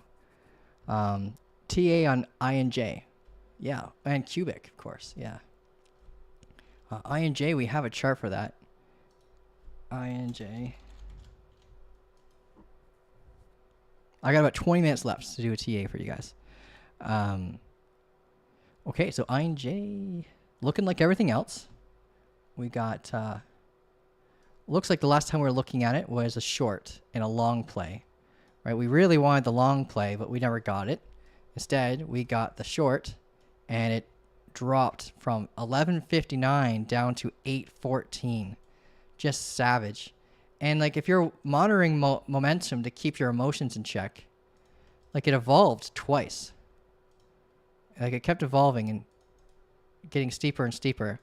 So holding the trade emotionally would be relatively easy in my opinion, because every time we got a bounce, it was short-lived, and then we got a strong low shortly afterwards to use to evolve your stop loss. So you would evolve your stop loss from here for the short to here after we got this low, and then when we bounced and got this lower low, you'd move your stop loss here until eventually we break momentum, and you got to start listening to the charts to warn you to get out. So congrats to anyone who took the short, because that was pretty intense. We never got the long. So what's kind of nice about the way I trade is that if it doesn't confirm, then I don't take the trade, right? We never get the break. So you just wait till the direction. What if A happens, do A. If B happens, do B. I think everyone should be trading like that. They shouldn't be just be trading based on their bias. It's okay to be a one-dimensional trader. Just make sure you don't take action on something because you want it to happen. If we're right now, we're at a local value area high for INJ. So typically most people would be pairing for shorts. However, just like what we were talking about with Ethereum and with SUI, if we break above this, which we're very close to doing now, see it act as support and a higher high, we could be jumping into a long. Unless you're not comfortable trading at anything other than ranges, which is cool. If you're a trend-based trader, trend traders would look at this and wait for a confirmation for a good setup. We might have this momentum here break in confluence with this move. If it doesn't happen in confluence with the move, like with the retest, then I would be cautious of the momentum because it could act as a barrier to push us down. So watch the order books to see if there's sellers there when you go to enter your trade. If it ends up like going straight up from here, just get rid of the emotion, let it happen, and wait for a 2-candle pullback and then a higher high, right? Doesn't have to, but the momentum-based target off of this structure for being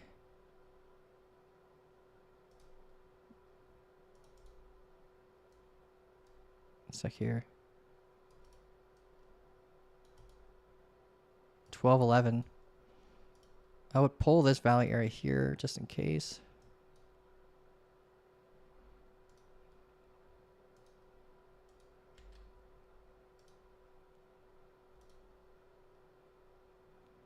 So double distribution. So we have multiple value areas here. We got a value area here, a value area here. By pulling this fixed range, I could see that we have double distribution. So we know that we have multiple value areas within the value area kind of thing. But this gives us a good shortcut to find the data faster. Previous value area low. So what I'd like to see in a picture perfect world, hit this value area, pull back from it, higher high, enter on the higher high, stop loss guard into the structure here, and then target this value area high here around $12 and watch out for the point of control here where most of the volume resides. And $11 is a psychological area, and it's showing that there's a lot of evidence of interest here.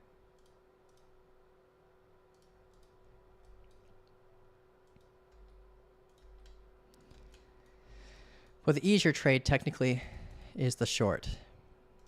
So if we get the short, then we can start targeting the value area low.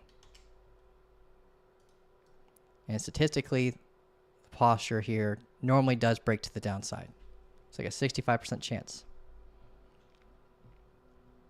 One more if you have time. Jupiter and Teo. Okay, we can do Teo and Jupiter. Let's take a peek at, we already have the INJ chart open. Do we have Teo already? Teo? I bet this is looking like everything else. Yeah, it is. Okay.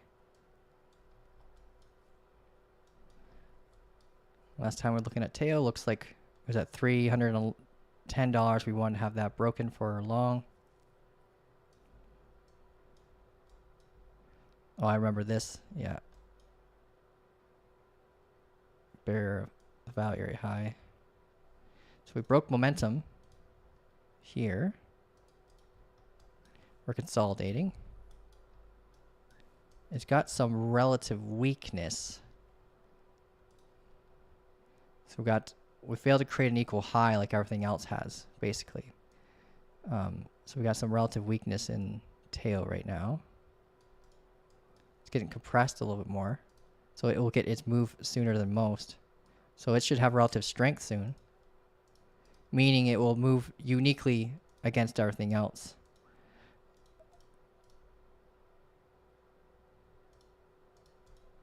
We zoom in, pull, fixed range.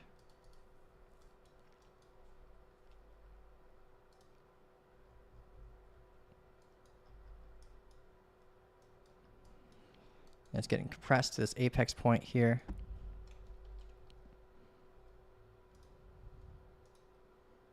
And once it won its fight against this point of control, it basically just teleported and drew the momentum here, just downturning resistance. So here, you got to be cautious. If you're looking for longs, you could potentially prepare for a long around here if we got the higher high off the value area high here. Otherwise, most people will be preparing for shorts. We've got liquidity resting right here. So we could come up, SFP, and people would scream fake out as it comes down to the value area low again. But that's why you got to wait for that retest and higher high, because unless we confirm that that liquidity is being used as buy side liquidity, we got to be cautious that it could be used as exit liquidity.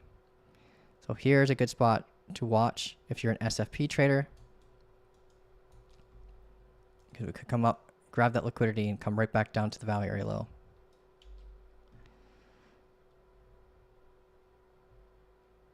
And there's liquidity obviously resting right around here.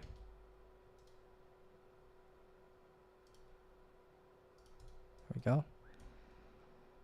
So if we don't get an SFP here, we could get it there. So if we do get that higher high retest, just make sure you watch this cautiously.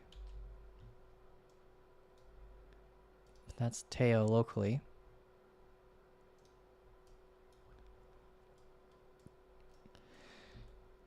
Oh yeah, rotate it all the way down to this value area low.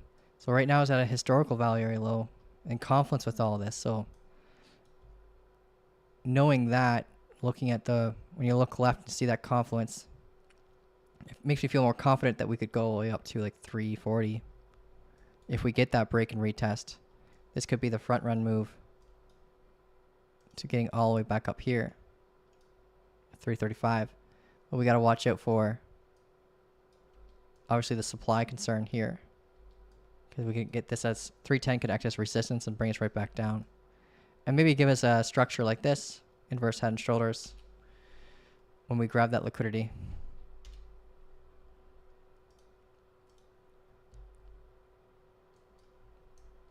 Nope, sorry. What was the other one? Thumbnail gangster. Thanks, man.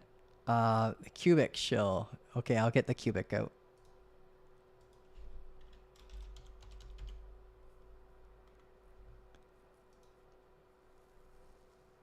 But yeah, next live, guys, I'll have a mod, so we don't have to worry about that raid again. That was insane.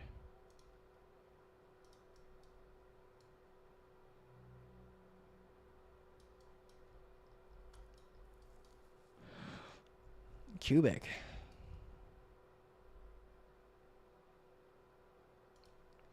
You can zoom out for a second.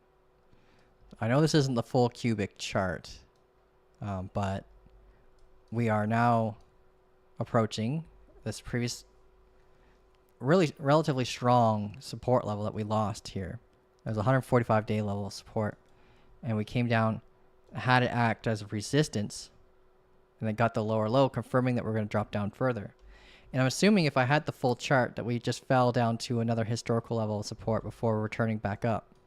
But this isn't the full chart. I'm looking at it through gate.io from when they had it listed. And we're getting that compression, kind of like everything else, except it's not after more of a macro downtrend. Like we've already kind of gone up a little bit, whereas everything else is building this posture like down here relative to Cubic's structure. So Cubic's got some relative strength, which is kind of nice to see.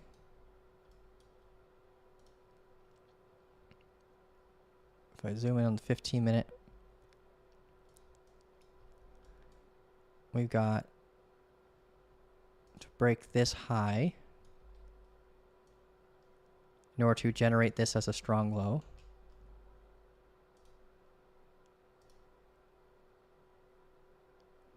I don't trust the trend line right now. Not until we get this high taken or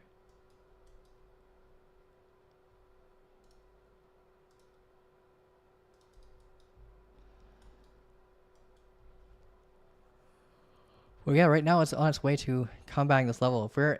If you bought any recent Cubic, this is an area where you got to watch out because it could act up as resistance and cause us to lose this momentum. If we lose that momentum, this uptrending momentum that's been holding it up since 6999, it's now at 131775. So it's like basically doubled.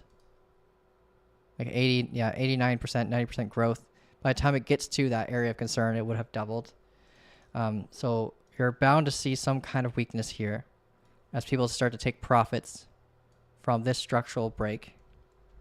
Because that was a very transparent long setup. Like we had a double bottom retest and a higher high. A lot of people would participate off that setup. And it's driven the price all the way up to around here. So yeah, just be cautious here. If we lose momentum, get a change of character occurrence, we can start coming right back down again. Just watch out for that, man. But I'm optimistic that we might reclaim this high if Bitcoin breaks its 200-day EMA.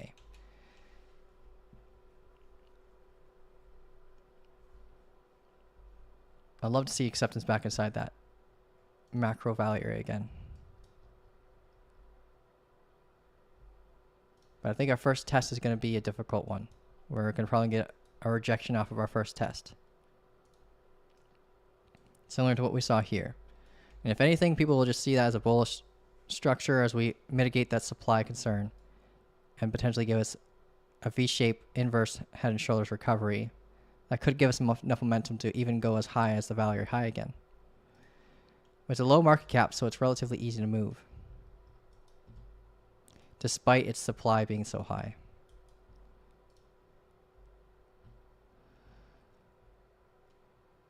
Thanks for going on. Yeah, no problem. Jupiter. Yeah, we got a request on Jupiter. And then we can look at OM.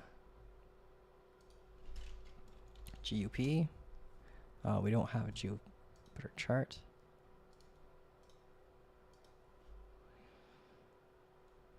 Oh, the GLM. Looks like we got a rejection off that area. If we get the higher high after testing the point of control and this momentum, you might have a trade setup. You can use that as your stop loss guard and then target the value high. Let's go to Jupiter because you asked that a while ago.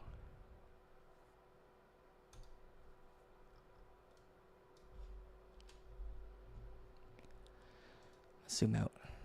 Why do I have this horizontal ray here?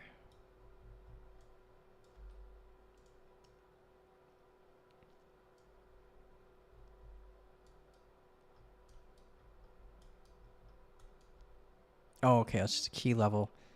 Resistance, resistance, support, support. And now we're back at it again as resistance, holding us back. We broke internal momentum. We have more macro momentum here that we can combat again.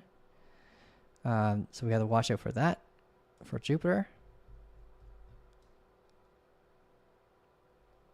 But yeah, Jupiter's in a make it or break it moment right now. So I'm hoping that it makes it. Because it honestly is a great asset. It's not that it's fairly inflationary, but it's a good asset to like trade and has really good utility. Nothing I would hold long term because of its tokenomics. Tokenomics is not something you would want to hold long term. But we've got, when I say long term, I'm saying like 4 to 8 years. There's just some assets you can look at their tokenomics and say, this will not survive at this price long term. It might do well short term, but macro, some of them just, they kick their own butt with their inflationary tokenomics. Yeah, so this is a key area here. I would pull a fixed range from the start of this range here to where we're currently at. We're resting at the value area high. So what we want to see for a potential short, because a short play would be easier, more reliable, honestly. Our key area, unfortunately, is will become down here once we break this high. If we break that high, I'd prepare for a potential reversal structure for a short and then target the uptrending momentum or potentially the value area low if we end up breaking past that. Now the long, this is the key area here at 53.61. If we break above that, retest, higher high, then we can use that higher high to generate a strong low, use that strong low as our stop loss guard, and then the momentum based target would be up here at 60.59. We have a supply concern here, so I'd want to box that zone.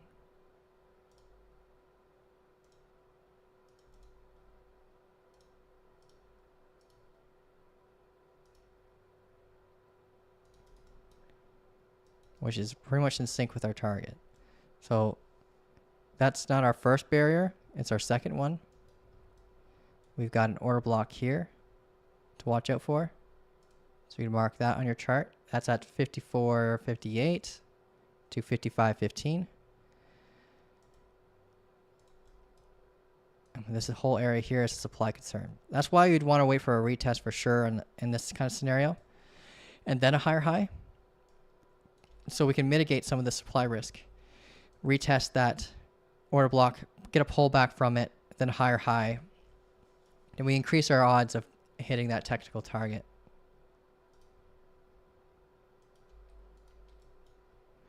But so yeah, the short will be an easier play once we get the structure to find the proper strong low to enter that short.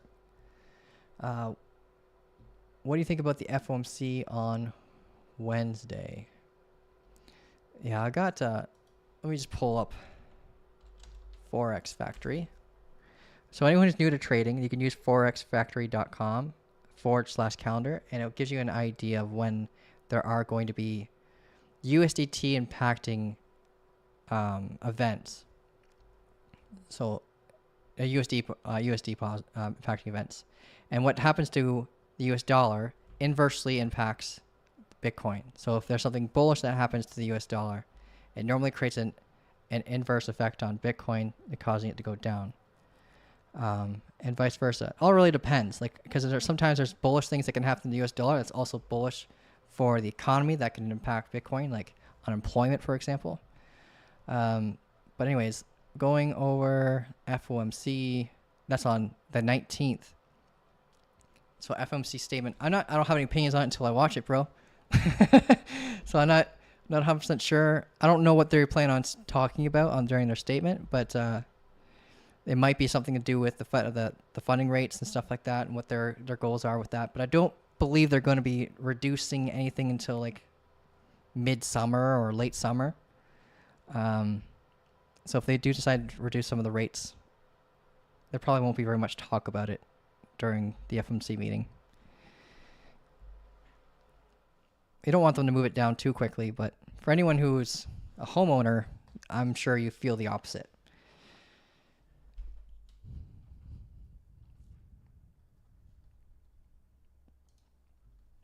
How about Karma? Karma, we are actually, today's date is the last day for an airdrop.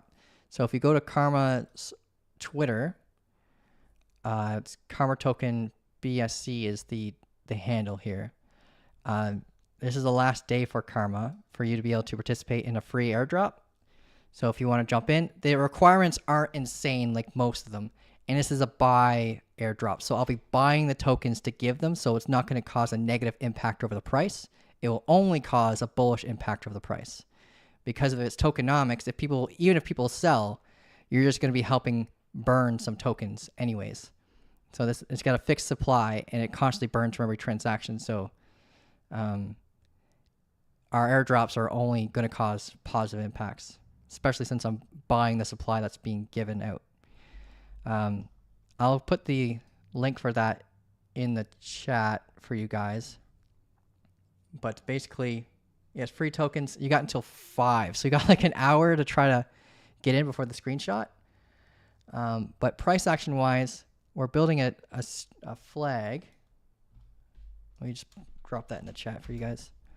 Let's go with a deck screener. And we're also in the tournament that I talked about during the beginning of this live.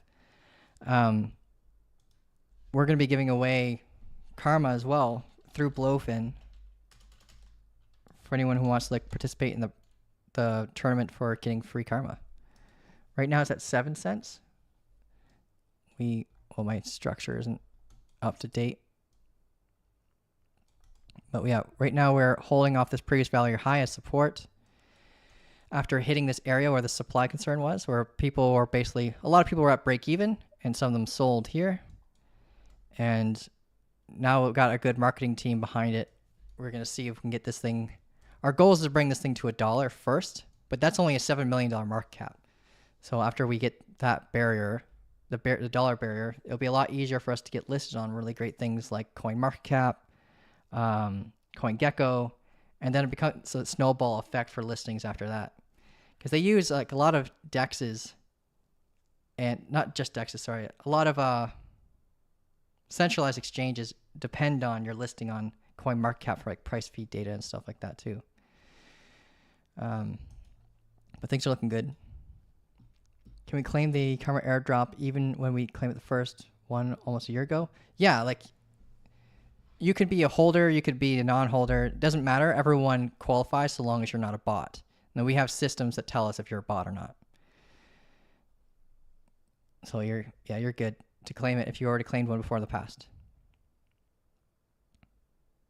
Is the participation only a requirement for receiving karma in the tournament? No. Here, I'll go over it really quick for you guys. To get a part of this airdrop, all you got to do is follow the Twitter, like and retweet, join the Discord, tag 2 friends in the comment, and then fill out the 3-question form. The 3-question form is literally just your Discord handle, your Twitter handle, and your wallet address. And this is just so our automated systems can track and verify things. And then the wallet address is just so you can receive the airdrop. If you guys ever participate in an airdrop in general, I would normally recommend you doing it with a new wallet address. Like you guys can trust me, but I just want you guys to make sure that you're like doing healthy practices like for other airdrops in the future. To always try to create like a separate wallet address so you can like make sure that it's safe if you're struggling with doing due diligence on the security of the asset. But you guys don't have to worry about karma. There's no malicious code or anything like that in there. For the Blowfin tournament, basically, there's a link down below this video here. If you enroll with that link, you'll be able to get access to the tournaments. We do a tournament now every single week. This is the first one that we've done. The first prize is going to be $250 for the winner. But going forward after that, we're going to be giving you guys like cooler, bigger prizes and cool stuff after that. Twitter does not give me an account. A big vomit emoji. Does Twitter's not give you? Oh, you're not allowed to have an account? That's weird. Well, if it makes you feel any better, just by being a holder, you get access to like a bunch of really cool stuff, like courses. You get access to reflection rewards. So every single transaction that occurs, you receive rewards, stuff like that. So you don't have to participate in this airdrop. There's going to be a lot more too. That's not going to require anything to do with Twitter. We're planning on having one every single month.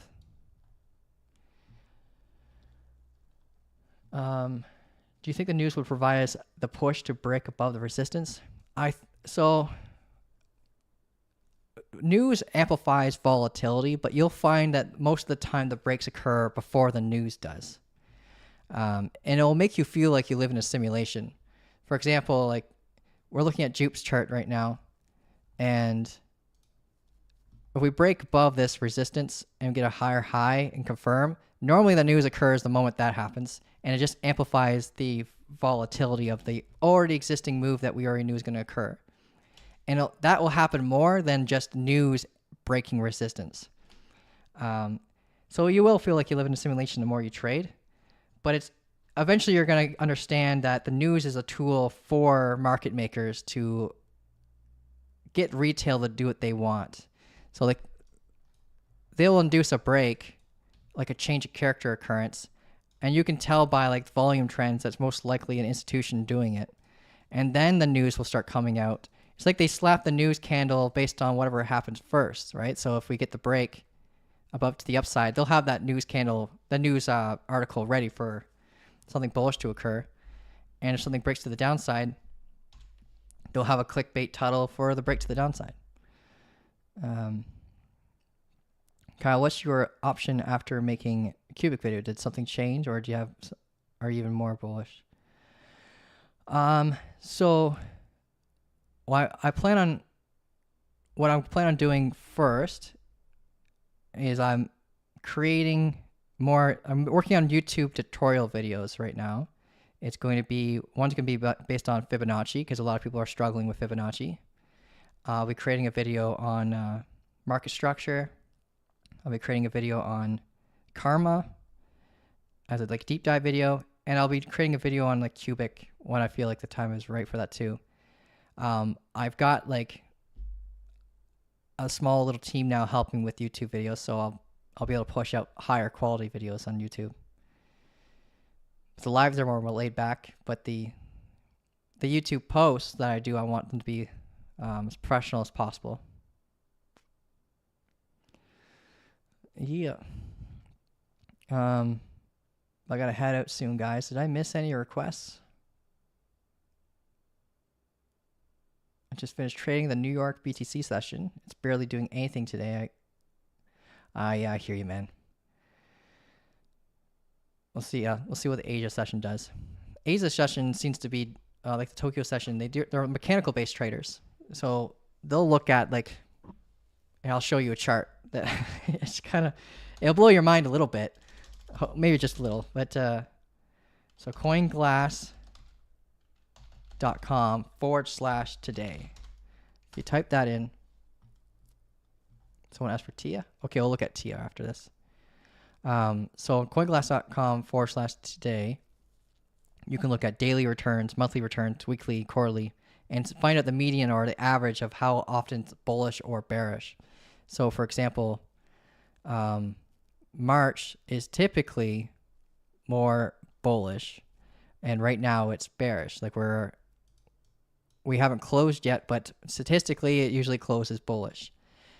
But there are a large amount of like investors in the Tokyo session that will look at the daily and find out what the average is for that day, and see, for example, like on the, let's go to March. Okay. And on the, where we're at, 16th. So the 17th of each month, of each March, sorry, is usually bearish. So you'll find that they'll take this mechanical based data to define their position, to give them a statistical edge on their setup. And if there's a day where it doesn't really seem that positive or bullish and it's kind of balanced, there won't be very much volume coming from Tokyo. But let's look at the 18th, for example. A large amount of the 18th are bullish. So you'll find that there's going to probably be a giant green candle on the 18th around the Tokyo session. They'll put a large amount of volume into it and then are done. And that's usually how they go through, they do their setups. And it works out most of the time. But they still have to depend on retail. And I find that New York session has more retail backing. There's more volume. So obviously the New York session is going to be more profitable. You forgot OM on long term. Oh yeah, I'm sorry about that. Okay, so let's go to OM, USDT, OM, is that $7.05? You want to look at the long term.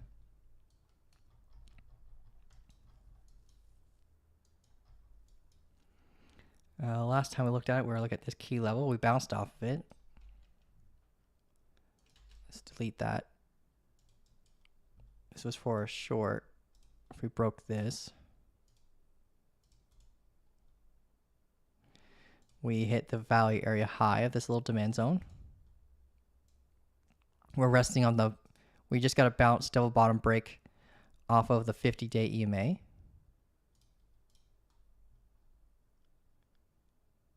We got a daily order block telling us that there's likely still orders waiting there to be filled. So we have the confluence of knowing that if we ever came back down to that area, you can use that confluence alongside with this value area high to define a potential reversal warning. But we might just tap the top of it if we come back down. We broke this downtrending momentum.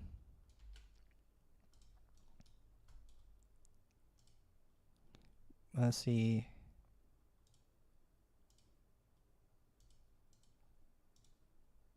Sorry about that.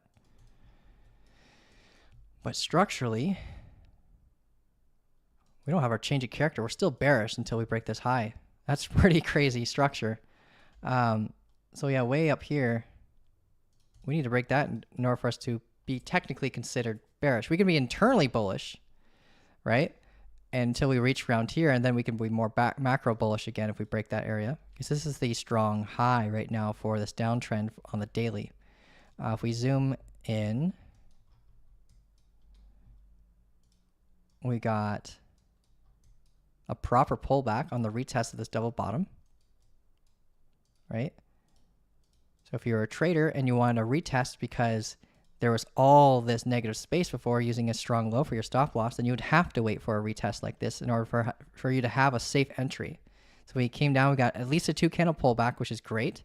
So we could define this as a strong low on the hourly. Well, this is the 4-hour, sorry. And that's what became our break, and this generated the strong low here. And now we're coming up to a supply concern on the daily. We're starting to get slight acceptance into it. Oh, this is the 4-hour, sorry. And this is the value area low for this consolidative point.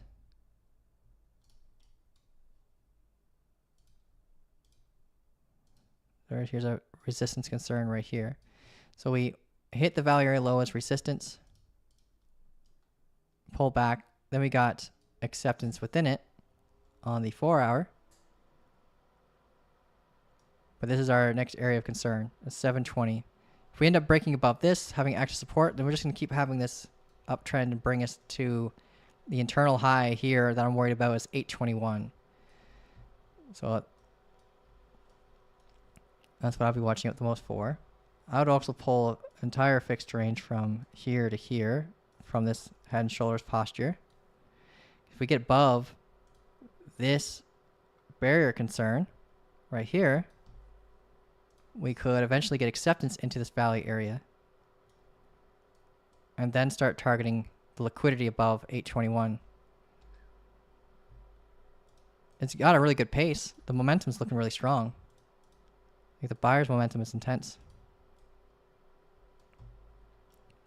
But that's as long as you got for long term. There's not very much price action on this to define anything more than that. This thing's been savage. Non-stop uptrend. So congrats if you're a holder. As long as you're not a holder from up here. Yeah, love to see.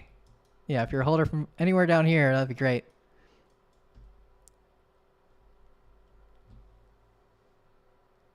TO is another request too. I like to do all your quests, guys, but I won't be able to do them all.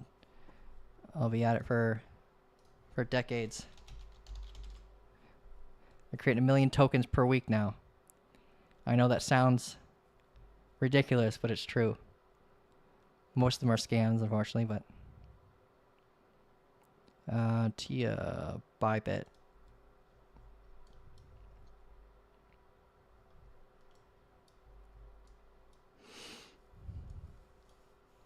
Where do you see my Discord handle for the Karma airdrop? It's a username or is it the user ID? It's the username, not the user ID.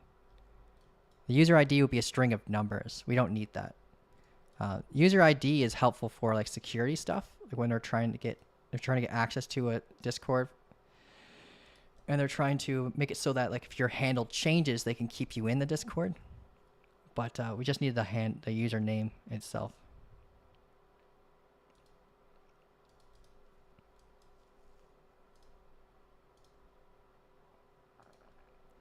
Cool. Okay, so Tia, it's more of a macro downtrend right now. We bounced off of this little demand zone here. I say little, but it's the last one. So we want this to hold, or else we can end up going price discovery. We double bottomed off of it, which is great. Oh, we're almost confirming the double bottom at least. We had this one that confirmed internally, but we got this neckline that's in reach of this previous value area low. So if we break that value area low, we'll get in confluence the break of the neckline for this double bottom. And that could give us a full rotation up to the value area high. But we have to watch out, of course, for the point of control along the way. But once you get that acceptance in the value area, you feel a lot more safe about a trade like this. You don't have to babysit as much. But there's confluence here of resistance at the point of control that you got to watch out for. This 200-day EMA. So we'll be cautious of that. By the time we get up there, it might be a little bit lower. Because we're looking at the daily structure right now, so it could take some time. But right now, locally, if you look internally on the 4-hour, we're getting a double top. And that could cause a rotation down to here if we maintain this momentum. If we hit this as resistance and then get a lower low, that could induce a drop back down to these low levels again. We got a fair value gap here, so price action could move quickly after this confirms. So just watch out for that. And that's the 4-hour. We could pull a fixed range if we want to look at the internal range. And we can see now that we have the confluence of the value area high acting as resistance alongside with the 50-day EMA. So holding this as support, breaking this, holding as support and getting higher high will give you that additional confluence of the 50-day and the value area high for a potential rotation up to this value area. But this will be your first barrier along the way, right? We got to watch the liquidity that's resting above this wick can be used as exit liquidity and cause a reversal. And also result in us ranging here a little longer. So there's some setups here. This one's a more of a patience game because you got, like right now we're combating this local resistance. You don't want to just jump into it now. You got to make sure that you got the confirmation of the rejection. There's a point of control there, so I'm not sure if I'll even feel comfortable trading that. I would rather see the positioning above the value area high and then retest as resistance and then target the value area low instead of trading internally inside of the value area, because that reduces your win rate. Trading inside of the value area will reduce your win rate unless there's an extreme amount of confluence. Like I would do most of these longs in here, but not very many of these shorts, just because like that, how strong that wall is, that volume wall is. If we're breaking that, we get these aggressive moves back up. So I'd prefer to see the long opportunity rather than the short for this particular setup.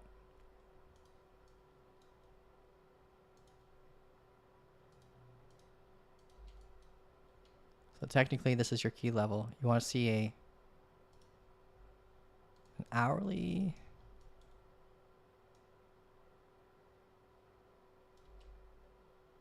a 4-hour. Yeah, I need a 4-hour close below that. Who knows the project? Oh, come on.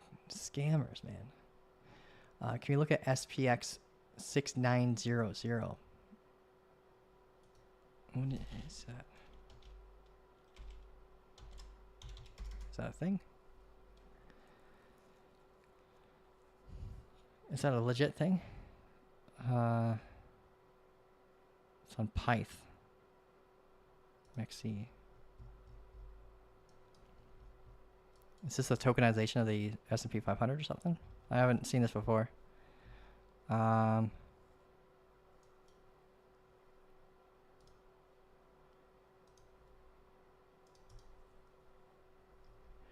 Okay, so we got the downtrending momentum here.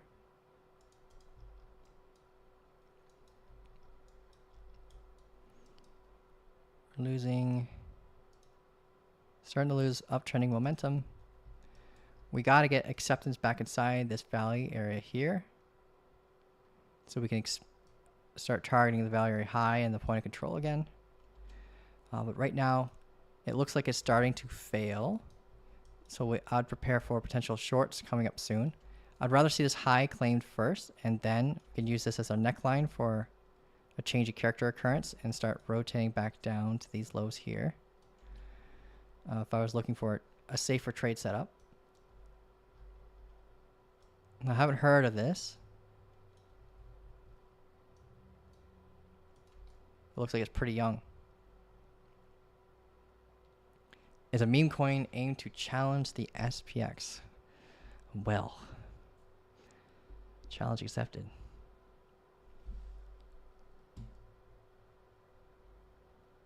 It's going to take some time with that volume.